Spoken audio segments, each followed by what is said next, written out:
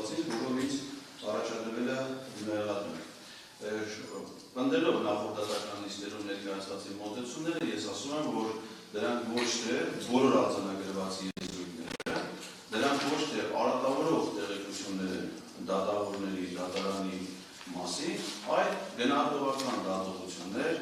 այլ համեմատական վերլուծություններ, այլ գեղարվեստորեն հռետորական ձևով ներկայացված խոսք, առավել ևս, որ այն ներկայացվել է ոչ թե ակադեմիական միջավայրում, ոչ թե գիտական քննարկումների ժամանակ, այլ հանրահավաքներում, այլ հարցազրույցներում, ինչին, որ բնորոշ է որպես կանոն նման միջավայրում խոսքի հռետորական տարբեր դրսևորումներով ներկայացնել։ Հետևաբար ներկայացվածը որպես տեղեկություն գնահատելը ստերության պետք է առաջացներ այլ իրավական հետևանքներ, այսինքն մի շարք ուրեմն կարող արձանագրումներ անել։ Տեսեք, ինչ է արձանագրված։ Նման տեսակետ կարող է ունենալ եթե կամ դիտակից դավաճան, այդ տարբերակ գոյություն չի։ Վերջիններս պետական դավաճաններ են, վարձկան ահաբեկիչներ, ապօրինության հետևանքով այդտեղ հանգրվանած կազմակերպված անձավոր խմբի անդամներ, որոնք ծառայում են թշնամուն։ Դատարանը վերածվել է քաղաքական բուդկայի եւ այլն։ Հիմա այս արտահայտությունները սրանք տեղեկություններ չեն, եթե այստեղ ինչն է շատ կարևոր, որ մենք նախորդ դատական նիստերից մեկում ներկայացրել էինք միջնորդություն, որպեսզի սահմանադրական դատարանի դատավորները գործում ներգրավեն որպես ուժով, բայց դատարանը որոշում կայացրեց մերժել այդ միջնորդությունը, ընդ որում լսելով նաև հանրային մեղադրողների տեսակետը, որ հանրային մեղադրողներն այն կարծիքին էր, որ սահմանադրական դատարանի դատավորները ուժով չեն այս վարույթի շրջանակում եւ չեն կարող ճանաչվել որպես ուժով։ Հետևաբար հարց առաջանում, եթե դատախազը հատկապես դեպքում հանրային մեղադրողը գնահատում է ներկայացված եզրույթները որպես տեղեկություն, այսինքն ընդունում է փաստը, որ սահմանադրական դատարանի դատավորները դավաճաններ են կամ վարձկան ահաբեկիչներ, այսինքն հանրային մեղադրողի իրավական դիրքորոշումը, իրավական գնահատականը այն է, որ դա տեղեկություն է, իսկ տեղեկատվության ազատության մասին օրենքից տեղեկատվություն եզրույթի մեկնաբանությունը ես ներկայացրեցի նախորդատական նիստում, ինչպես նաև դրա բառարանային նշանակությունը, նշանակում է հանրային մեղադրողը ընդունում է փաստը, որ սահմանադրական դատարանի դատավորները դավաճաններ են, իսկ դավաճանությունը դա գեղարվեստական եզրույթ չի, դա հասկացություն է, որը նկարագրված է Հայաստանի Հանրապետության քրեական օրենսգրքում։ Հետևաբար, եթե հանրային մեղադրողի դիրքորոշումն այն է, որ դատավորները դավաճաններ են կամ վարձկան ահաբեկիչներ, ապա ինձ համար անհասկանալի է հանրային մեղադրողի անգործությունը կամ ենթադրել անգործությունը, որ չի նախաձեռնել վարույթ պետական դավաճանության հանձնակազմի հատկանիշներով, լսելով այդ մասին, որ կա նման տեսակետ, եւ դա ընդունել է ոչ թե որպես համեմատական վերլուծություն, դատողություն, այլ որպես տեղեկություն, հաստատված տեղեկություն, ապա անհասկանալի է, թե ինչի չի նախաձեռնել վարույթ պետական դավաճանության ենթադրյալ հանձնագործության հատկանիշներով եւ չեն իրականացնել դրանից բխող վարույթային գործողություններ։ Ուրեմն սահմանադրական դատարանի որոշման մասին կարծիք կարելի է արտահայտել եւ ցանկացած ոք կարող է արտահայտել, չի կարող սահմանել, առավել ևս, որ մեղադրական եզրանկարության մեջ արձանագրված արտահայտությունները իմ կողմից հնչեցվել են սահմանադրական դատարանի որոշումը կայացնելուց եւ այն հրապարակելուց հետո։ Այսինքն դա որևէ կերպ չէ կարող ազդել դատարանի կողմից իր օրինական պարտականությունների կատարման եւ որոշումների կայացման գործընթացի վրա։ Առավել ևս դա բողոքարկման ոչ ենթակա որոշում, այսինքն եթե այդ դատական ակտեր դրանք ենթակա են բողոքարկման եւ միգուցե դրանց վերաբերյալ չարժի շտապել կարծիքներ արտահայտելուց, որովհետեւ դեռ կա բողոքարկման հնարավորություն եւ բողոքարկման արդյունքում այլ իրավական ակտի, այլ վճռի ստացում, ապա սահմանադրական դատարանի պարագայում դա անհնար է։ Հետևաբար, եթե դա անհնար է, ապա հնարավոր է դրա մասին միայն կարծիքներ արտահայտել, գնահատողական դատողություններ, որոնք ոչ մի կերպ չեն անդրադառնում վճռի բովանդակության վրա, որոնք կարծիքներ արտահայտելու հնարավորություն ունեն ոչ միայն քաղաքացիները, այլ ունեն նաև սահմանադրական դատարանի դատավորները, որոնք նաև օգտվել են իրենց այդ իրավունքից, մասնավորապես սահմանադրական դատարանի դատավոր Վահե Գրիգորյանը, հանրային հեռուստաընկերությունում հարցազրույց է տվել հարցազրույց Պետրոս Ղազարյանի հեղինակային հաղորդման ժամանակ։ Ուրեմն Էդգար Շաքիրյանը, դատավոր, որը ուրեմն եղել է գործում ներազեկուցող չի եղել, 24 թվականի հոկտեմբերի 15-ին հարցազրույց է տվել իրավաբաններ լրատվական կայքին։ Բոլոր այս հարցազրույցները պատվարժան դատարանի չեն սրանք առանձնացել, վերաբերում են Սահմանադրական դատարանի այն որոշմանը, որը վիճահարույց ինքն այս մեղադրանքի հիմքումն է։ Պարոն Ղազարյան, դատարանը ձեզ ընդհատում է, հարգելի քաղաքացի, ոտքի կանգնեք։ Դուք լրատվամիջոցների ներկայացուցիչ եք։ Չի կարելի ձեր կողմից լուսանկարում իրականացնել։ Չէ, ցույց մի տվեք, ուրեմն շատ, նստեք, շարունակեք։ Սրանք միայն այն հարցազրույցներն են պատվարժան դատարանում, որտեղ դատավորները խոսել են Հայաստանի եւ Ադրբեջանի սահմանային հանձնաժողովների կողմնակարգի վերաբերյալ որոշման մասին, այսինքն տվել են դրանց վերաբերյալ իրենց կարծիքը եւ մեկնաբանությունները։ Արման Դիլանյան 2024 թվականի դեկտեմբերի 2-ին Factor TV հեռուստաընկերությանը։ Արման Դիլանյան 2024 թվականի դեկտեմբերի 5-ին Civilnet AM լրատվական կայքի։ Այսինքն դատավորներն իրենք են իրենց հարցազրույցներով անդրադարձել այս որոշմանը, արդարացնելով, մեկնաբանելով այդ որոշումը, հետևաբար քաղաքացիները իրավունք ունեն այլ կարծիք հայտնել, այլ գնահատողական դատողություններ ներկայացնել, եւ որևէ դատավոր պատասխանատվություն չի կրել իր կարծիքը ներկայացնելու համար։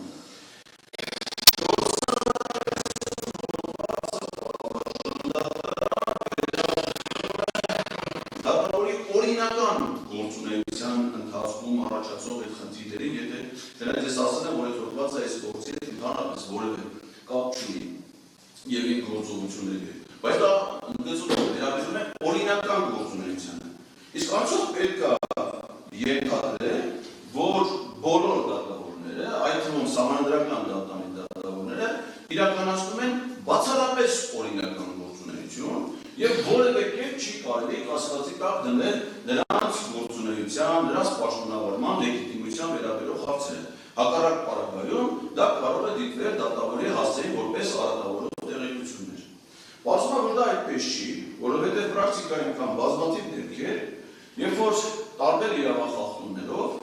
իրավական միջոցներ են ձեռնարկվում դատավորների, քննիչների, դատախազների նկատմամբ եւ դեռևս դատարանի օրինական ուժի մեջ մտած որոշման բացակայության շրջանում հանրության շրջանում տարածվում են տեղեկություններ։ Ամենաթարմ տեղեկությունները, օրինակ ես կարդացել եմ 168.am լրատվական կայքում 2025 թվականի մայիսի 1-ին, որտեղ գրվում է, որ Կաշակ ստանալու մեղադրանքով Երևան քաղաքի առաջին այցյալ ընդհանուր իրավասության քրեական դատարանի դատավոր Արթուր Գաբրելյանը կալանավորվել է։ Այդ մասին հայտնել է նրա պաշտպան Էրիկ Ալեքսանյանը։ Հիմա պարզավոր կաշակ վերցնելը, ապօրինի գործունեությունը դա ըստեյության անպատվաբեր գործունեություն է։ Բայց հիմա ընդ որում չկա դատարանի որոշում դատավոր Գաբրելյանի մեղավոր ճանաչելու վերաբերյալ, այսինքն նա օգտվում է նաև ամենության կանխավարկածից, հետևաբար նրա մասին այս տեղեկության տարածումը, որը տարածվել է հակակոռուպցիոն կոմիտեի կողմից, դատախազության կողմից,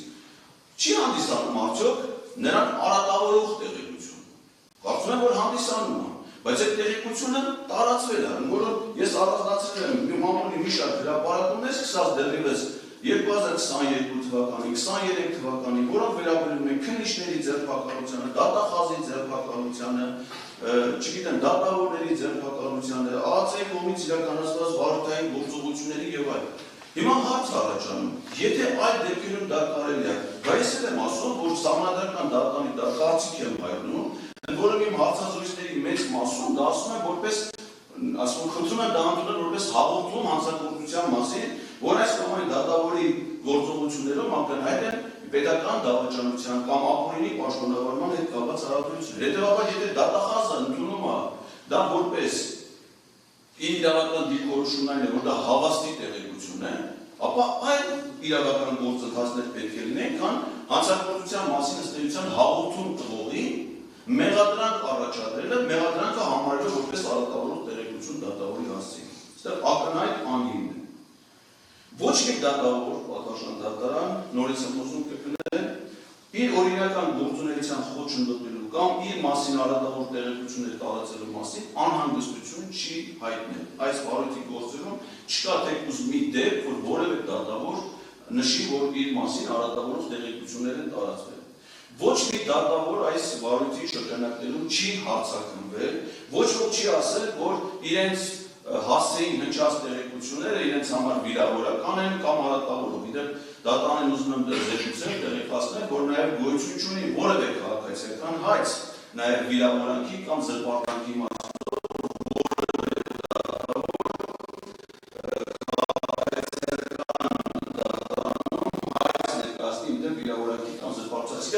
ոչ ոք նման արձանագրում որևէ դատավոր սահմանադրական դատավորների մասին խոսքը չի իրականացել։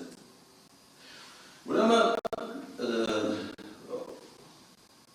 դատախազի կողմից կայացված 2025 թվականի փետրվարի 29-ին հանրային քրեական հետապնդում հարուցելու մասին որոշման մեջ, որով ինձ դատախազի կողմից առաջադրվել է մեղադրանք, երկրորդ էջի առաջին պարբերության մեջ Արման Դիլանյանը հիշատակվում է որպես սահմանադրական դատարանի նախագահ, իսկ Վահե Գրիգորյանը որպես սահմանադրական դատարանի փոխնախագահ։ Նրանց այդ կարգավիճակի մասին դատախազի տեղեկացված լինելու հանգամանքը խիստ կասկածելի է։ Օրինակ, Գագիկ Հարությունյանի ազգային ժողովի որոշում 96 թվականի փետրվարի 6 թիվ N-075-1 եւ Հրայր Թովմասյանի ազգային ժողովի որոշում 2018 թվականի մարտի 21 թիվ HO-009-A ՍԴ նախագահ ընտրված լինելու մասին որոշումները հասանելի են։ Նաև հասանելի է սահմանադրական դատարանի դատավոր Վոլոդիա Հովհաննիսյանի սահմանադրական դատարանի փոխնախագահ ընտրված լինելու մասին, սահմանադրական դատարանի փոխնախագահ ընտրելու մասին 2018 թվականի ապրիլի 10 թիվ ՍԴԱՕ 25 աշխատակարգային որոշումը։ Սակայն բնության մեջ գոյություն չունի անհատական իրավական ակտ կամ որոշում, սահմանադրական դատարանի աշխատակարգային որոշում Արման Դիլանյանի եւ Վահե Գրիգորյանի համապատասխանաբար սահմանադրական դատարանի նախագահ կամ փոխնախագահ ընտրելու մասին։ Հետևաբար հարց առաջանում հանրային մեղադրողը, որ իր մեղադրանքի մեջ, հետո մեղադրական եզրակացության մեջ հիշյալ դատավորներին հիշատակում է որպես սահմանադրական դատարանի նախագահ փոխնախագահ։ Այն դեպքում, երբ որ նրանք նման պաշտոն չեն զբաղեցնում, ընտրված չկա նման որոշում։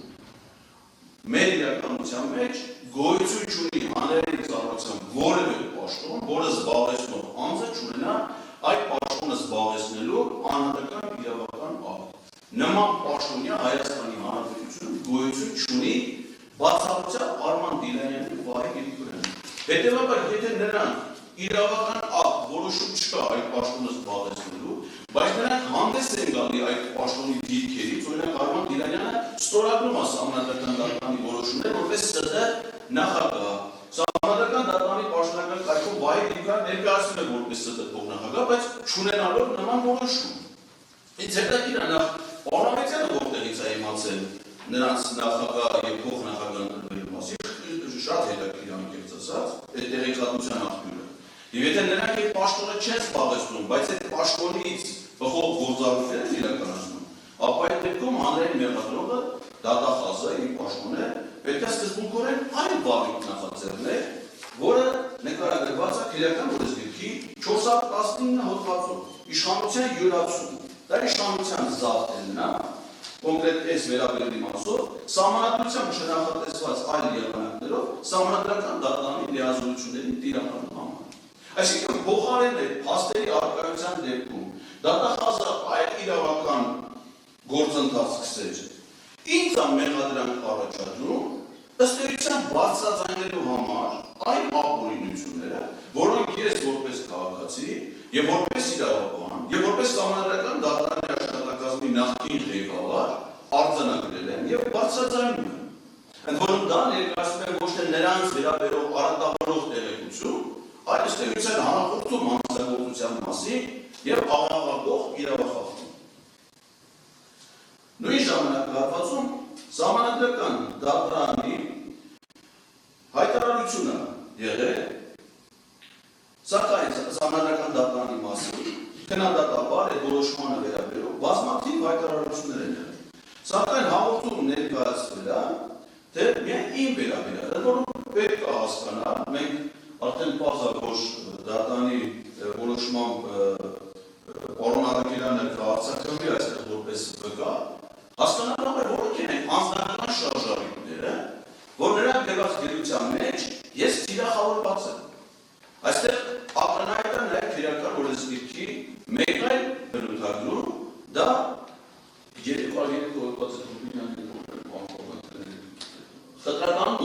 խտրականություն, այսինքն նույն հանգամանքների հետ կապված ցուցաբերելը խտրական վերաբերում, խտրական մոտեցում, եւ պետք է հասկանալ դրա շարժառիթները, իսկ ասում շարժառիթները կա, պատասխանատվական, որտեղ Սամվել Արաքելյանը Սահմանադրական դատարանի աշխատակազմի ղեկավարի պաշտոնը զբաղեցել է, ինձ այդ պաշտոնից ապօրինաբար հեռացնելու հանգամանքներով պայմանավորված եւ կարծում եմ, որ պատճառները դրանում են։ Օրինակ, Արտաշան պաշտպան Արսեն Բաբայանը միշտ օգնություն է ներկայացրել նախաքննության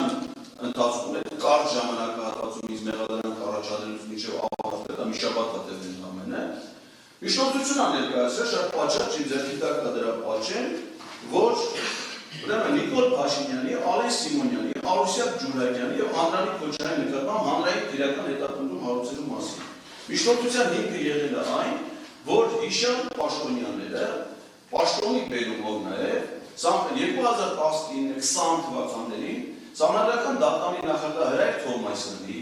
Սահմանադրական դատարանի դատավորների եւ դատարանի մասին ընդհանրապես պարոն Վաղայանը երևի ժողովրդական մեծ ժամանակ է դրված, չի անդրադարձել օրինակ հենց Սահմանադրական դատարանի դատավոր Վահե Գրիգորյանի հայտարարությունների Սահմանադրական դատարանի նրա ոչ լեգիտիմ մարմինի դելու մասին եւ այդ ժամանակահատվածի հետ կապված բացի դրանից որ որևէ քրեական հետապնդում, վարելուց չի նախաձեռնվել։ Հավելին, մեջվելա պարոն Բաբայանի ներկայացված միջնորդությունը, որը բողոքարկվել է նաև հանրային մեղադրողի եւ մերժում ստացել նաև հանրային մեղադրողի կողմից։ Այսինքն եթե Սահմանադրական դատարանի մասին նույն արտահայտությունն անել են, որոնց դեռ կամ մի արտահայտություն պատասխան դատարան, դա քաղաքական բուլգա եթե չես հալում, դա փոխառություն, դա վերցված է Նիկոլ Փաշինյանի 2021 թվականի մոտ ամսաթիվը արտահայտած մտքից։ Հիմա հարց առաջանում, եթե այն ժամանակ չի հարուցվել, հիմա նման արտահայտությունների համար վարույթ է նախաձեռնում եւ ներկայացնում են նույն արտահայտության մասին այլ սուպեր, ապա ինչի՞ վարույթը դրանք չեն ներգրավում, եթե մոտեցումը խտրական չի եւ պայմանավորված չի միայն իմ նկատմամբ իրավական գործընթացով քաղաքական իմ գործունեության, հասարակական գործունեության վրա ներառնելու անազնիվ մղումներ։ Ուրեմն արտահայտություններ, որոնք ոչ կան մեղադրական եզրակացության մեջ։ Նման տեսակետ կարող ունենալ տգետը կամ գիտակից դավաճանը, այդ տարբերակ գոյություն չունի։ Տգիտությունը դա վիրավորան որևէ կերպ չի կարելի լինել, դա կարող է լինել բնութագրում, այսինքն դա արատավորող տեղեկություն չի մարդու։ Տգիտությունը բառային նշանակություն դա որոշակի գիտելիքների պակաս է։ Ընդ որում ես ասում եմ, որ կամ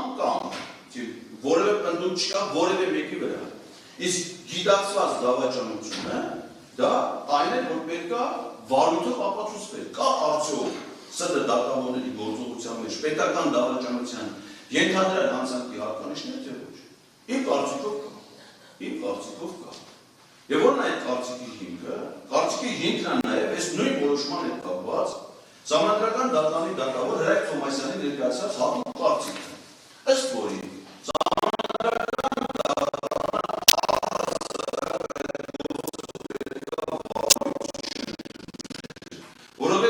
չի համապատասխանում Սահմանադրական դատարանի մասին Սահմանադրական օրենքով գործի ներկայացվող պահանջների, մասնավորապես ստորագրված չի եղել վարչապետի կողմից, այսինքն միջազգային պայմանագիրը ներկայացվել է Սահմանադրական դատարան եւ ստորագրված չի վարչապետի կողմից։ Իսկ առանց ստորագրության դիմումներ Սահմանադրական դատարանը պետք է վարույթ չընդուներ։ Հրայր Թովմասյանը իրավունք կարծիքով նշում է, որ այս կանոնակարգը Հայաստանի եւ Ադրբեջանի սահմանային հանձնաժողովների վավերացման ոչ ենթակա միջազգային պայմանագիրը։ Մեր սահմանադրությունը առանձնացնում է միջազգային պայմանագրերի երկու տեսակներ՝ վավերացման ենթակա եւ վավերացման ոչ ենթակա միջազգային պայմանագրեր։ Վավերացման ոչ ենթակա միջազգային պայմանագրերը ստորագրում եւ հրապարակում է հանրապետության նախագահը։ Պատասխան դատարան այս նույն փաստաթուղթը Ադրբեջանի հանրապետությունում չի վավերացվել, Սահմանադրական դատարանում քննության առարկա չի դարձել, Ադրբեջանի խորհրդարանը չի վավերացել, այլ ստորագրվել եւ հրապարակվել է Ադրբեջանի նախագահի կողմից։ Այսինքն դիտվել է իբրև վավերացման ոչ ենթակա միջազգային պայմանագրի։ Իսկ Հայաստանի Հանրապետությունում վավերացման ոչ ենթակա միջազգային պայմանագրերը սահմանադրական դատարան ընդունել է վարում, որոնք դիմումի պահանջները չբավարարելու պայմաններում եւ դուրս գալով այդ կանոնակարգի դրույթների իրավակարգավորումների դաշտից, ինչը որ սահմանադրական դատարանը ոչ մի այլ միջազգային պայմանագրի պարագայում երբեք չի արել։ Ես նայելով սահմանադրական դատարանում քննության առարկա դարձած երբեք բոլոր միջազգային պայմանագրերը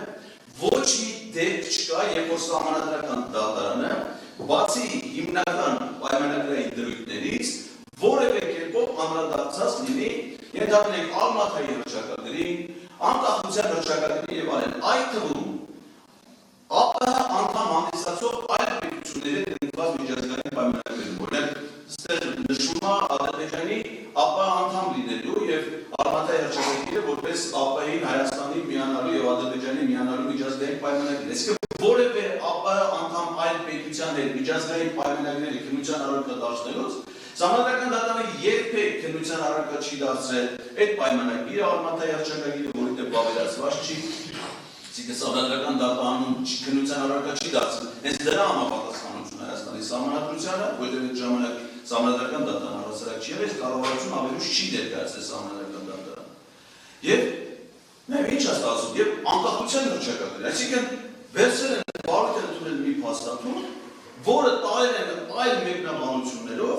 վտանգելով Հայաստանի Հանրապետության ինքնիշխանությունը, վտանգելով Հայաստանի Հանրապետության իրավական որպես միավորի սուբյեկտի գոյությունը, տալով դրան վերաբերող մեկնաբանություն է։ Այո, ես դրա մեջ տեսնում եմ պետական դավաճանության ենթադրել հանցանքի տարել, բայց դա ոչ թե տեղեկություն է, այլ դատողություն, այլ հիմնավոր կասկած, այլ հակոպտում հանցագործության մասին, ըստ որի պետք է իրականացվել գործողություններ։ Կամ վերջիններս մյուս եզրույթը։ Պետական դավաճանները, վարձկան ահաբեկիչներ, ապօրինության հետևանքով այնտեղ հանգրվանած կազմակերպված հանցավոր խմբի անդամներ, որոնք ծառայում են թշնամուն։ Այսինքն այստեղ նույնպես կա իշխանազավթման եւ պետական դավաճանության ենթադրյալ հանցանքի վերաբերյալ դատողություններ եւ հիմնավոր կասկած։ Իսկ որոնք են դրանք։ Այսինքն պատասխան դատա, ես իմ այդ տեսակետները նորից են բոլոր դեպքերում նորից դեպված անդադար պետք է քննեն, որ դրանք ոչ թե տեղեկություններ են որևէ մեկի մասին, այլ փաստեր կամ դատողություններ, վերլուծություններ։ Հիմա այլևս ինչի եմ ես մտածում, որ ենթադրենք Վահե Գրիգորյանը իրականացրել է պետական դավաճանության ենթադրյալ հանցագործություն։ Վահե Գրիգորյանի կեսագրական տվյալները, որոնք տվյալ պահին առկա են սահմանադրական դատարանի պաշտոնական կայքում, նշված է, որ պարոն Գրիգորյանը 1997-1998 թվականներին ծառայել է Հայաստանի Հանրապետության զինված ուժերում։ Իդեպ համեմատելով կեսագրության մյուս տեղեկությունների հետ, պարզվում է, որ պարոն Գրիգորյանը զինվորական ծառայությանը մեկնել պետական համալսարանի իրավագիտության ֆակուլտետ ավարտելուց հետո, այսինքն ոչ թե 18-ամյա ժամկետային նորակոչի, այլ որպես իրավաբանի իրավագետի որակավորում ունեցող մասնագետ իրավաբան զինված այլևս բավարար իրավական գիտելիքներով։ Ես ունեմ տեղեկություններ, ընդ որում դա ոչ թե արատավորող, այլ ճիշտ հակառակը իրեն շատ պատիվ բերող տեղեկություն է, որ պարոն Գրիգորյանը իր զինվորական ծառայություն անցկացրել է Արցախում։ Հիմա ես ուզում եմ իմանալ, ցանկացած զինվորական, մենք իհարկե միջնորդում կներկայացնենք դատարանին, երբ որ դա այդ փուլը պաշտպանության նախարարությունից ստանալու համար Վահե Գրիգորյանի անձնական գործը, ցանկացած զինվորական, երբ որ զինվորական ծառայության է անցնում, տալիս է զինվորական ծառայության անցնելու երթում։ Մասնավորապես ենթադրում է, որ պարոն Գրիգորյանը ասել է, որ ես Վահե Գրիգորյանը անցնելով ծառայության զինված ուժերում երթվում եմ ու շարունակում է ծառայել հայրենիքին, կատարել հրամանները, կյանքը չխնայել համահայրենիք։ Ես որևէ տեղեկություն չունեմ, որ Վահե Գրիգորյանը եղել է ուխտադրուժ, այսինքն ակնհայտ է, որ նա բարեխղճորեն կատարել է իր պարտքը հայրենիքի հանդեպ, ծառայել է Հայաստանի Հանրապետության զինված ուժերի Արցախում։ Հիմա ես ուզում եմ իմանալ, լինելով իրավաբան, ծառայելով Արցախում, վիճահարույց չհամարելով իր ծառայության գտնվելու վայրը, տասնյակ տարիներ անց 2024 թվականին լինելով հենց այս գործով որպես զեկուցող դատավորի, ինչպես է Վահե Գրիգորյանը իր նախապատրաստած որոշման մեջ եւ նաեւ իր հատուկ կարծիքում, որը համընկնող հատուկ կարծիք է որոշում է, այսինքն ակնհայտ է դրա մոտեցումը, ընդունում է ըստ էության, տալիս է մեկնաբանություններ Հայաստանի անկախության հռչակագրի, Ալմատայի հռչակագրի, ըստ որի իր ծառայության վայրը դեպպես 1991 թվականից հանդիսացել է Ադրբեջանի Հանրապետություն։ Դեպքում հարց առաջանում, եթե դա Ադրբեջանի Հանրապետությունն է 91 թվականից, Վահե Գրիգորյանը 97 թվականից 98 զինվորական ծառայության մեջ է գտնվել Ադրբեջանի Հանրապետությունը, դա մեղադրանք է, որը հիմա ներկայացված Արցախի ռազմաքաղաքական ղեկավարությանը։ Դեպքում ես ուզում եմ անալ ինչու, պարոն Վահե Գրիգորյանը հիմա չի գտնվում Բաքվի դատարանում, ինչպես որտեղ գտնվում են Արցախի ռազմաքաղաքական ղեկավարությունը եւ այլ ռազմագերիներ։ Եթե նա այն ժամանակ հայրենանվեր ծառայությունը իրականացել, իսկ իմ կարծիքով նա այդպես է եղել, եւ հիմա է ասում, իրեն հիմա է փոխվել իր մոտեցումները, ես ուզում եմ հասկանալ ինչ հանգամանքներով է դա եղել։ Այսինքն միգուցե նա արդեն դավաճանություն է իրականացնում մեր պետության հանդեպ, դեպքում ինչի չի գտնվում Հայաստանի Հանրապետության քրեական դատարանում։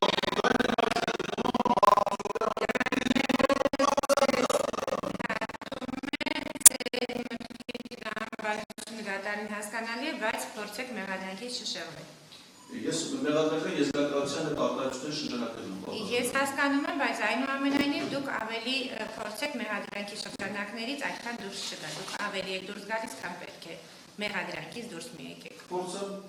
Որովհետև դուք ցուցմունք տալու իրավունք եք ունենալու ձեր ցուցմունքում, եթե կցանկանաք ցուցմունք տալ, կարող եք ցուցմունք տալ։ Սա զուտ բացման խոսք է։ Մեղադրանքի վերաբերյալ ձեր կարծիքը։ Շնորհակալ եմ։ Օրինակ Վարդան ահաբեկիչների մասին։ Պարզա որ որևէ խելամիտ մարդու մոտ լսելով որ ժամանակական դապանի դատավորները Վարդան ահաբեկիչներ են, անկողմնակալ որևէ դիտորդի մոտ չի պատկերվել նրանցից որևէ մեկը, այնպես ինչպես մենք ճանաչում ենք Վարդան ահաբեկիչներին, ասենք ահաբեկիչի տեսքով, չգիտեմ, հանդերձանքով, ավտոմատով, պիկապի նստած։ Իսկ սա ակնհայտ համեմատություն է։ Ինչ նորն է համեմատության հիմքը։ Վարձկանությունը վարձատրության մասով, ահաբեկչությունը նպաստելու մասով։ Օրինակ վարձկանության մասով ես նայել եմ 2012 թվականի սեպտեմբերի 20-ին Եվրոպական խորհրդանի թիվ E-008-299/2012 զեկույցը, որը նշում է ամեն տարի Պաղեստինի ինքնավարությունը $54 միլիոն է վճարում Իսրայելի բանտերում գտնվող ահաբեկիչներին։ Ահաբեկիչները ստանում են ամսական $3000-3000 $, համեմատության համար նշենք, որ պաղեստինցի միջին աշխատող ամսական ստանում են ընդամենը մոտ $385 մեջբերման հավաք։ Սահմանադրական դատարանի դատավորները 2020 թվականից հետո վերանայվել են նրանց աշխատանքի վարձատրության համակարգը, ինչի հետևանքով նրանց աշխատավարձները կտրուկ բարձրացել են եւ ըստ նրանց բույքի եկամուտների հայտարարների ստանում են ամսական մոտավորապես 2.5 միլիոնից մինչև 2 միլիոն դրամ աշխատավարձ, կախված դատարանի նախագահ, փոխնախագահ դատավորներ։ Այդ թիվը շատ համադրելի է այն $3000 վարձատրության շարքի հետ, որը նշված է Եվրոպական խորհրդանի զեկույցում։ Այսինքն վարձկանության մասը համեմատված է նրանց վարձատրության հետ, որը ստանում են վերջին ժամանակաշրջանում, իսկ ահաբեկչական իմաստը այն է, որ նրանց կայացած որոշման հետևանքով այսօր ահաբեկչության զոհ են դառնում Հայաստանի քաղաքացիներ, որոնք գտնվում են Ադրբեջանի բանտերում, որովհետև Ադրբեջանի իրավապահ մարմինները, Արցախի ռազմաքաղաքական ղեկավարությանը եւ մյուս ռազմագերիներին դիտարկում են որպես Հայաստանի Հանրապետության քաղաքացիներ, ինչը որ այդպես է, որ դրանք են Հայաստանի քաղաքացու մասնագետ, եւ շատ պարզ հստակ նշում, որ Հայաստանի օրենսդրությունը, այսինքն եւ կառավարությունը, ստորագրելով փաստաթուղթ տալով մեկնաբանություններ, եւ սահմանադրական դատարանը, որը մեր երկրի բարձր դատարանն է, իր որոշման մեջ հիշատակող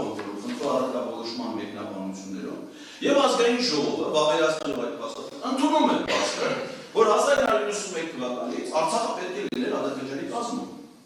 Այսինքն նրանց նկատմամբ, մեր քաղաքացիների նկատմամբ Ադրբեջանում իրականացվող պետական մակարդակով ահաբեկչությունը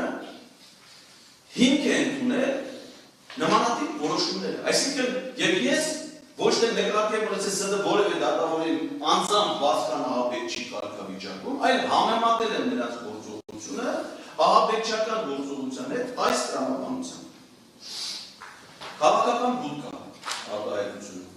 Այս արտահայտության հեղինակ ու պատվարժան դատարան Հայաստանի վարչապետ Նիկոլ Փաշինյանն է հնչեցրել է 2020 թվականի մարտի 12-ին անձնազանգամասացի 21 տների 20 թվականի մարտի 12-ին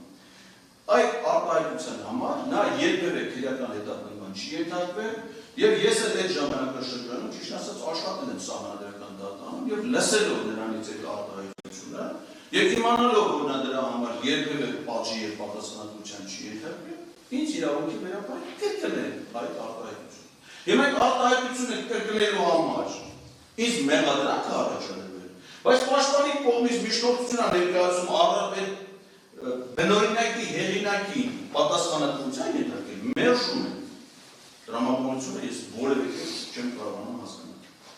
Վահե Գրիգորյանի եւ Դավիթ Խաչատրյանի հատուկ կարծիքների մասով մեղադրական եզրակացության մեջ գրած է։ Դա առաջինչ Բովանդակային առումով դատարկություն, նշելով, որ անկախության հռչակագիրը չի կարող փոփոխման ենթարկվել, իսկ նման տեսակետ կարող ունենալ կամ տգետը, կամ գիտակից դավաճանը, այդ տարբերակ գոյություն չունի։ Ես կարծում եմ, որ հարգարժան հանրային մեղադրողը, լինելով մասնագիտության իրավաբան, պետք է որ վաղուց իմանար, որ սահմանադրական դատարանի դատավորների հատուկ կարծիքները դրանք նորմատիվ իրավական ակտեր չեն հանդիսանում։ Այսինքն, եթե ասեմ, որ դրանք առաջինչ են, նկատում են դրանց իրավական նշանակությունը, դրանք սահմանադրական դատարանի որոշման մեջ տված մեկնաբանությունների վրա որևէ ազդեցություն չունեն եւ չեն կարող ունենալ։ Դատավորի հատուկ կարծիքը միայն տեղեկատվական աղբյուր է հանդիսանում հասկանալու համար ընդունված որոշման գործընթացի, ընթացակարգերի պահպանման կամ խախտումների, օրինականության, առանձին դրույթների վերաբերյալ իր դատողությունների մասին, այսինքն դրանք կիրառվում են բացառապես հրապարակային խոսքում, գիտական աշխատություններում եւ այլն։ Այսինքն ըստ էության իրավական իմաստով առաջինչ է։ Եվ ես դա եմ ասել։ Դրա արատավորող տեղեկությունը դատավորի մասին որտեղ է։ Ես տրամաբանությունը չեմ կարողանում հասկանալ։ Կամ որ հռչակագիրը փոփոխման ենթակա չէ։ Սա աքսիոմետիկ ճշմարտություն է,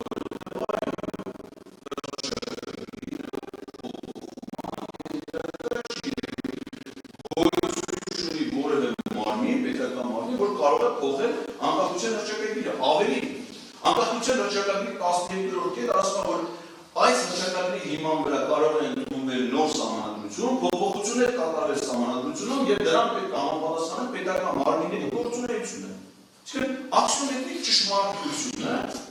ներկայացում է ինձ որպես մեղադրանք դատավորի հասցեի արատավորող տեղեկություն ներկայացնելու համար։ Բացարձակ տրամաբանություն ես որևէ կերպ չեմ կարող գտնել։ Սահմանադրական դատարանի նախագահ Արմեն Դիլանյանի վերաբերյալ նա դատավոր չէ, այլ հանդես եկել որպես ահաբեկիչ, բացման ահաբեկիչ։ Չեմ գտնում պատվարժան դատարան նախորդ մեկնաբանության մեջ արդեն անդրադարձա այս եզրույթների գործածության հիմքերը։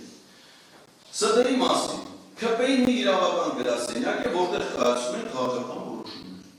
Օրինակ, այնտեղ խոսք կար նաև դատավորների ընտրության օրինականության մասին։ Պատվարժան դատարան ուզում եմ ձեզ տեղեկացնել, որ սահմանադրական դատարանի գործող կազմի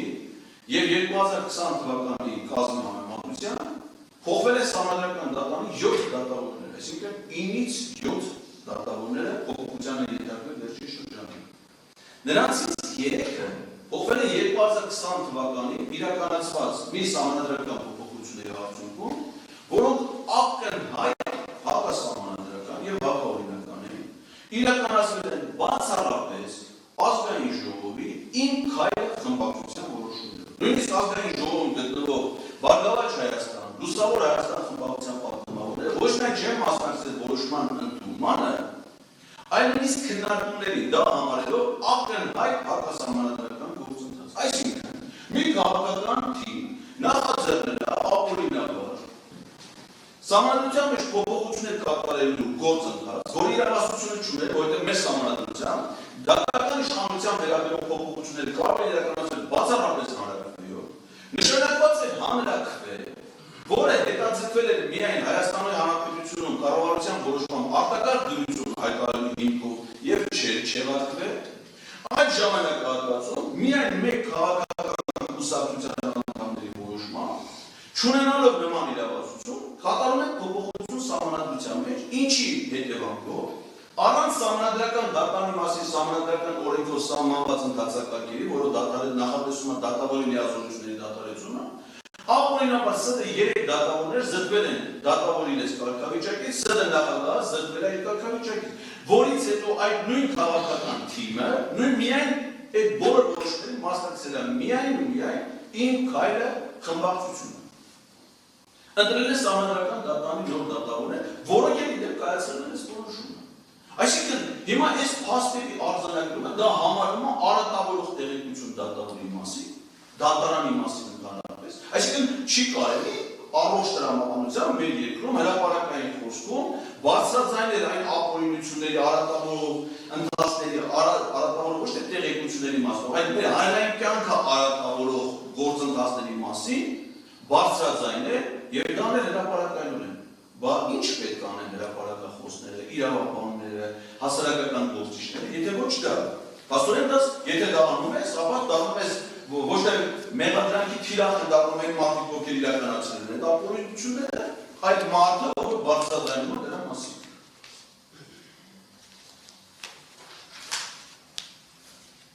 Սահմանադրական դատանի փոխնախագահ Վարեգ Նիկմանի մասին։ Վերջինս սահմանադրական դատանի դատավոր է ընտրվել ապօրինաբար չի ստանում ստացիոնար բուժում։ Սա եզրույթն է, որը մեղադրական եզրակացության մեջ կա։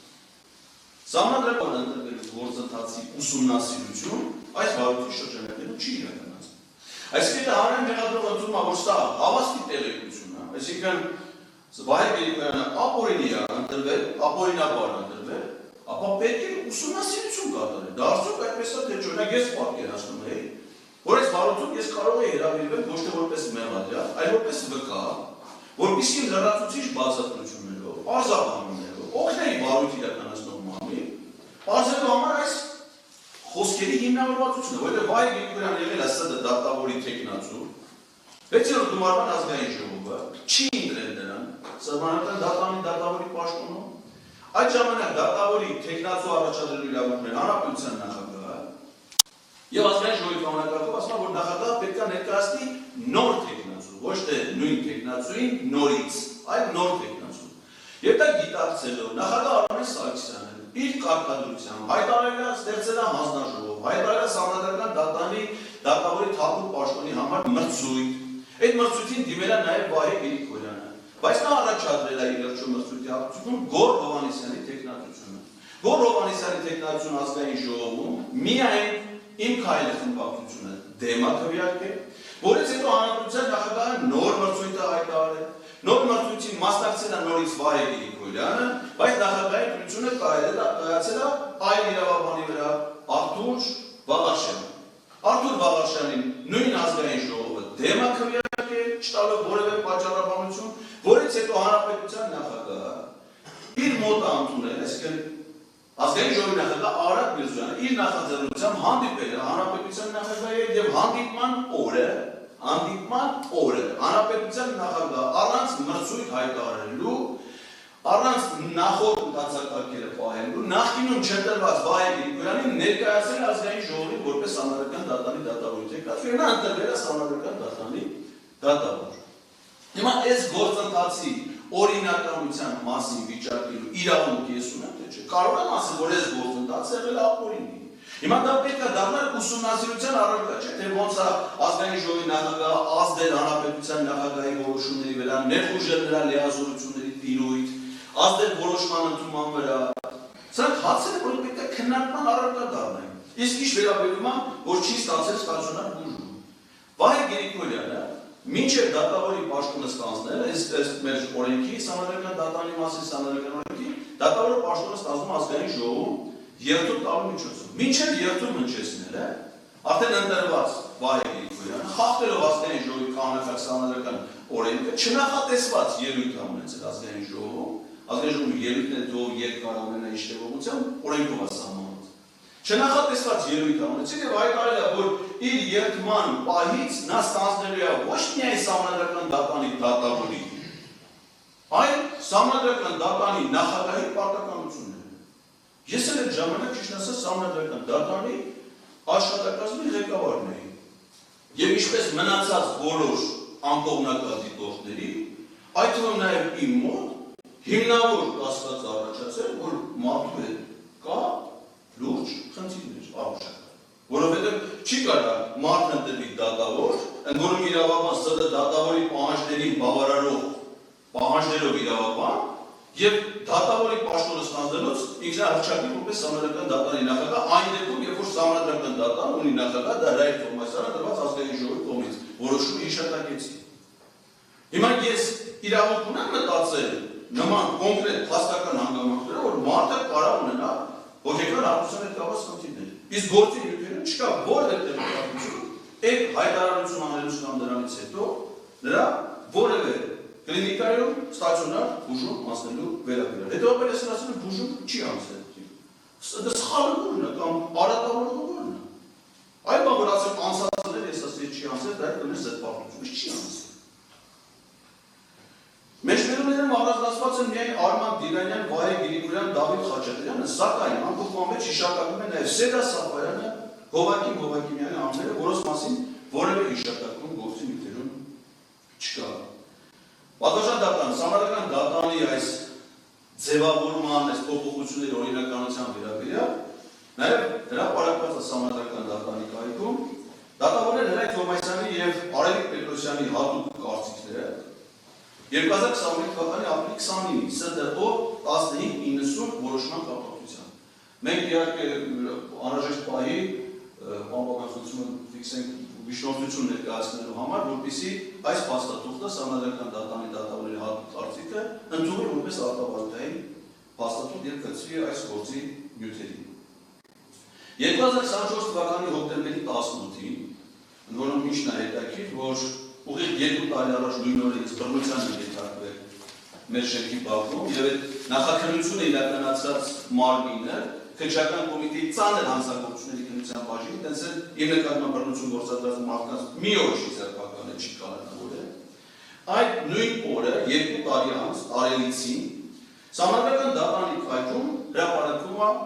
հայտարարություն վերտարությամբ անստորագրի հետևյալ հաղորդակցություն։ Վերջին շրջանում հաճախակի են դարձել հանրային հարթակներում, սոցիալական ցանցերում եւ որոշ լրատվամիջոցներում համանդրական դատարանի եւ առանձին դատավորների թիրախավորման դեպքերը պայմանավորված անհատական, խմբային կամ այլ հատվածական երաշխավորական քաղաքական շահերով։ Համանդրական դատարանը մշտապես առաջնորդվել է շահագրգիռ անձանց կամ կազմակերպությունների կողմից անհիմն եւ անբովանդակ խոսույթին, որքան էլ այն իր մեջ պարունակել է համանդրական դատարանի դատավորների կամ աշխատակազմի աշխատակիցների հասցեին ուղղված արատավորող բովանդակություն, չանդրադառնալով բարձր դատարանի կարգավիճակին հարի սկզբունքով։ Այդուհանդերձ, ակնհայտ է, որ առավել հաճախակի են դարձել դատական ակտերի իրավաչափությունը, կասկածի տակ դնող սիրողական մակարդակի վերլուծությունների եզրահանգումներում, համանդրական դատարանի դատավորների կամ աշխատակազմի աշխատակիցների արատավորող տեղեկությունների տարածման, ՍԴ որոշման բովանդակության դիտավորյալ խեղաթյուրումների միջոցով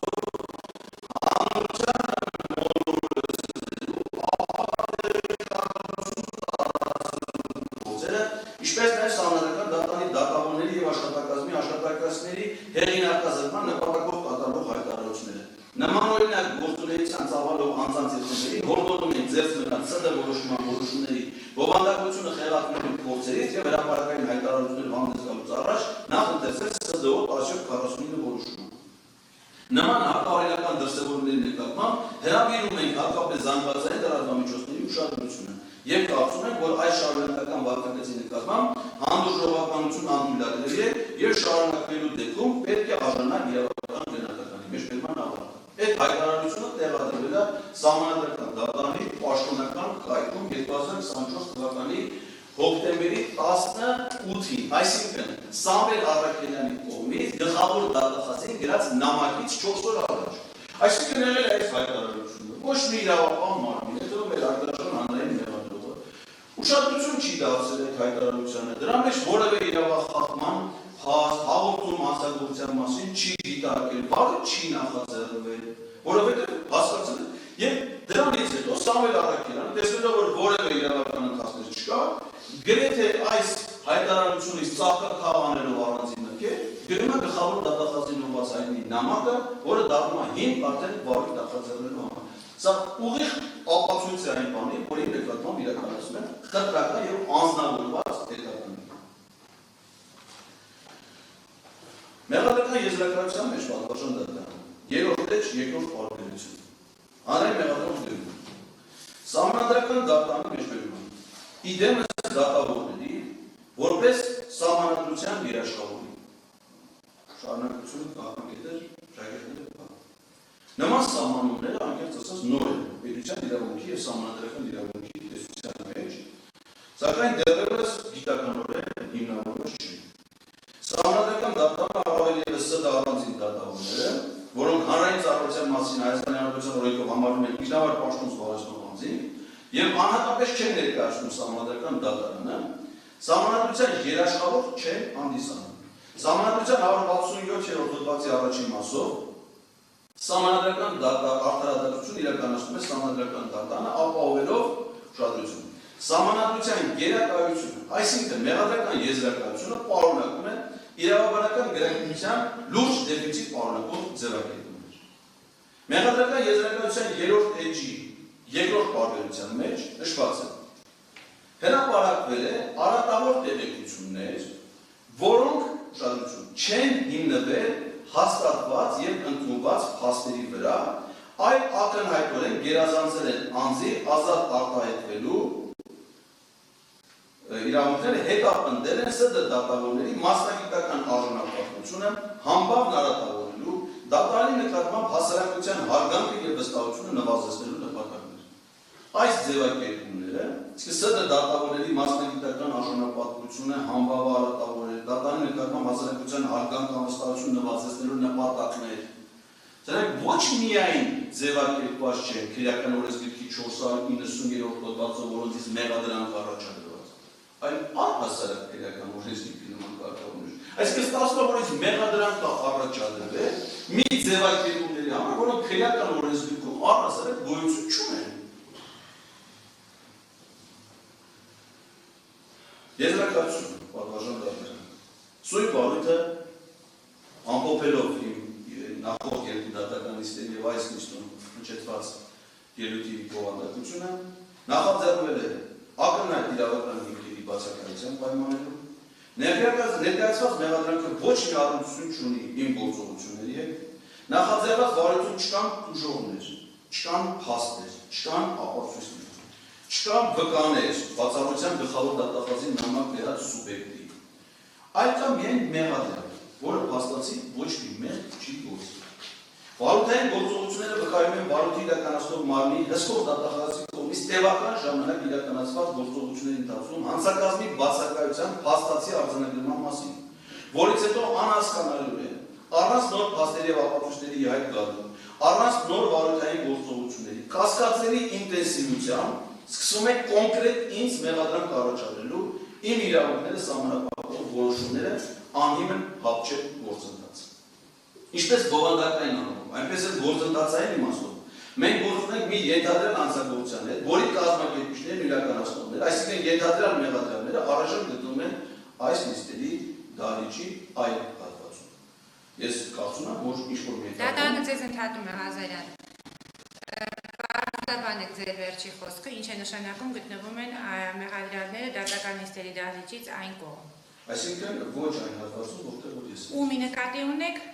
Նկատի ունեմ հանրային մեղադրող պարոնավեць։ Դատարանը ձեր նկատմամբ կիրառում է նկատողություն, դատական սանկցիա։ Ձեզ պարզաբանում է, որ դատական նիստի կարգը այնպիսի է, որ վիրավորական արտահայտություններ կատարելը անթույլատրելի է։